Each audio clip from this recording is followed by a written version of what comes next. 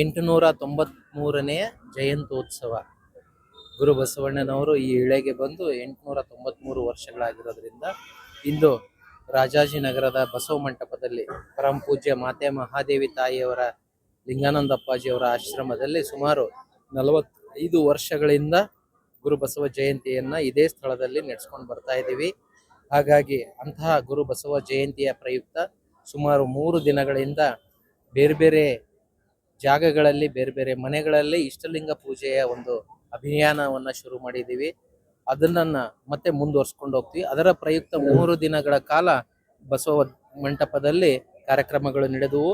ಬಸವೇಶ್ವರ ಪೂಜಾರೋತ, ಉಪನ್ಯಾಸಗಳು, ಸಾಂಸ್ಕೃತಿಕ ಕಾರ್ಯಕ್ರಮಗಳು ನಡ್ಕೊಂಡ್ಬಂದು ಇಂದು ಅಪ್ಪ ಬಸವಣ್ಣನವರ ಬಸವ ಜಯಂತಿ 893ನೇ ಬಸವ ಜಯಂತಿಯ ಪ್ರಯುಕ್ತ ನಮ್ಮ ನಾದ ಬ್ರಹ್ಮನರಾದಂಥ ಹಂಸಲೇಖ ಅವರು ಬಂದು ಕಾರ್ಯಕ್ರಮವನ್ನ ಉದ್ಘಾಟಿಸಿ ಅದ್ಭುತವಾದ ಒಂದು ವಿಷಯ ಮಂಡನೆಯನ್ನು ಮಾಡಿದ್ದಾರೆ. ಲೋಕಾಯುಕ್ತ ಹೇಗೋ ಹಾಗೆ ಇಡೀ ಜಗತ್ತಿಗೆ ಆ ಲೋಕಾಯುಕ್ತ ಆಯತ ಅನ್ನುವಂಥ ಪದವನ್ನ 12ನೇ ಶತಮಾನದಲ್ಲಿ ಶರಣರು ಕೊಟ್ಟಿದ್ರು.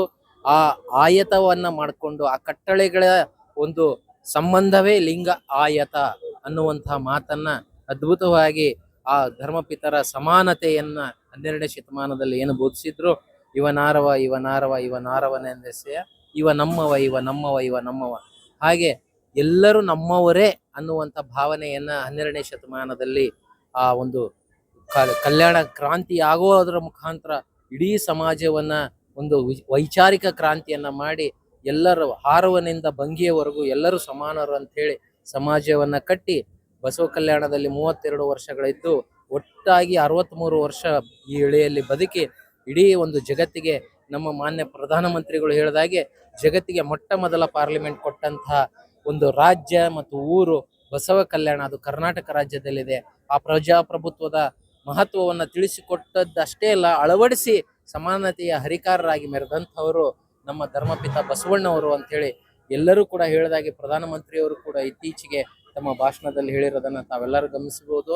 ಅಂತ ಸಮಾನತೆಯ ಹರಿಕಾರರಾದಂಥ ಪರಮ ಪೂಜ್ಯ ಅಪ್ಪ ಬಸವಣ್ಣನವರ ಜಯಂತ್ಯೋತ್ಸವವನ್ನು ಸಡಗರ ಸಂಭ್ರಮದಿಂದ ಇಂದು ವಚನ ಗಾಯನ, ಬಸವೇಶ್ವರ ಪೂಜಾರೋತ ಹಾಗೂ ಉಪನ್ಯಾಸಗಳ ಮುಖಾಂತರ ಮತ್ತು ಸಾಮೂಹಿಕ ಇಷ್ಟಲಿಂಗ ಪೂಜೆ ಮಾಡೋದರ ಮುಖಾಂತರ ಅತ್ಯಂತ ಸಡಗರ ಸಂಭ್ರಮದಿಂದ ಈ ಆಚರಣೆಯನ್ನ ಮಾಡಿದ್ದೇವೆ. ಪರಮ ಪೂಜ್ಯ ಬಸವಯೋಗಿ ಮಹಾಸ್ವಾಮೀಜಿಗಳ ಸಾನ್ನಿಧ್ಯದಲ್ಲಿ ಪರಮ ಪೂಜ್ಯ ಗಂಗಾ ಮಾತಾಜಿಯವರ ಆಶೀರ್ವಾದದೊಂದಿಗೆ ಎಲ್ಲವೂ ಸಾಂಗವಾಗಿ ನಡೆದು ಈಗ ಒಂದು ದಾಸೋಹ ಪದ್ಧತಿಯನ್ನ ಗುರು ಬಸವಣ್ಣವರು 12ನೇ ಶತಮಾನದಲ್ಲಿ ತಂದಿದ್ರು. ನಿಮಗೆಲ್ಲರಿಗೂ ಗೊತ್ತಿರಬಹುದು, ತುಮಕೂರಿನ ಶ್ರೀಗಳು ನಡೆದಾಡುವ ದೇವರು, ಅವರು ಕೂಡ ದಾಸೋಹಕ್ಕೆ ಪ್ರಾಮುಖ್ಯತೆಯನ್ನು ಕೊಟ್ಟಿದ್ರು. ಈ ಕಾರ್ಯಕ್ರಮ ದಾಸೋಹದೊಂದಿಗೆ ಪರಿಪೂರ್ಣಗೊಂಡು ಎಲ್ಲರೂ ಹರ್ಷಭರಿತರಾಗಿ ತಮ್ಮ ತನುಮನ ಧನಗಳ ಸಹಾಯದಿಂದ ಈ ಒಂದು ಬಸವ ಜಯಂತಿಯನ್ನ ಸಾರ್ಥಕವಾಗಿ ಆಚರಣೆ ಮಾಡಿದ್ದಾರೆ ಅಂತ ಹೇಳೋದಕ್ಕೆ ನನಗೆ ರಾಷ್ಟ್ರೀಯ ಬಸವದಳದ ಕೇಂದ್ರ ಸಮಿತಿಯ ಪ್ರಧಾನ ಕಾರ್ಯದರ್ಶಿಗಳಾಗಿ ನನ್ನ ಹೆಸರು ಚಂದ್ರಮೌಳಿ.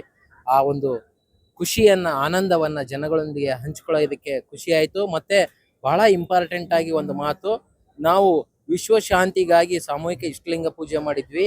ಅದು ಮಾಡಿದ ನೆಕ್ಸ್ಟ್ ಡೇನೇ ಅಲ್ಲಿ ಏನು ಯುದ್ಧ ನಡೀತಾ ಇತ್ತು ಅದಕ್ಕೆ ಒಂದು ಫುಲ್ ಸ್ಟಾಪ್ ಅನ್ನ ಇದೇ ಬಸವ ಮಂಟಪದಲ್ಲಿ ಮತ್ತು ಇಡೀ ರಾಜ್ಯದಲ್ಲಿ ಎಲ್ಲಾ ರಾಷ್ಟ್ರೀಯ ಬಸವದಳದವರು ವಿಶ್ವ ಶಾಂತಿಗಾಗಿ ಪೂಜ್ಯ ಗಂಗಾ ಮಾತಾಜಿಯವರು ಬಸವ ಜಯಂತಿಯ ಪ್ರಯುಕ್ತ ಎಲ್ಲರೂ ವಿಶ್ವ ಶಾಂತಿಗಾಗಿ ಇಷ್ಟಲಿಂಗ ಪೂಜೆ ಮಾಡ್ರಿ ಅಂತ ಹೇಳಿದ್ರು. ಅದನ್ನ ಮಾಡಿದ್ದ ರಿಸಲ್ಟ್ 2-3 ದಿನದಲ್ಲೇನೆ ಅಲ್ಲಿ ಒಂದು ಯುದ್ಧ ಕದನ ವಿರಾಮ ಬಂತು. ಹಾಗಾಗಿ ಇಷ್ಟಲಿಂಗ ಪೂಜೆಗೆ ಅಷ್ಟೊಂದು ಮಹತ್ವ ಇದೆ ಅನ್ನೋದನ್ನು ಕೂಡ ಈ ಮೂಲಕ ತಿಳಿಸುತ್ತಾ ನನ್ನ 2 ನುಡಿಗಳನ್ನ ಅಪ್ಪ ಬಸವಣ್ಣರ ಪಾದಕ್ಕೆ ಅರ್ಪಿಸ್ತೇನೆ. ಇಡೀ ಭಾರತದಲ್ಲಿ ಶಾಂತಿ ಸಮೃದ್ಧಿ ನೆಲೆಸಲಿ ಅನ್ನುವಂಥ ಸತ್ಸಂಕಲ್ಪದೊಂದಿಗೆ ಇಂದಿನ ಬಸವ ಜಯಂತಿಯನ್ನ ಪೂರ್ಣಗೊಳಿಸಿದ್ದೇವೆ. ಎಲ್ಲರಿಗೂ ಶರಣಾರ್ಥಿ.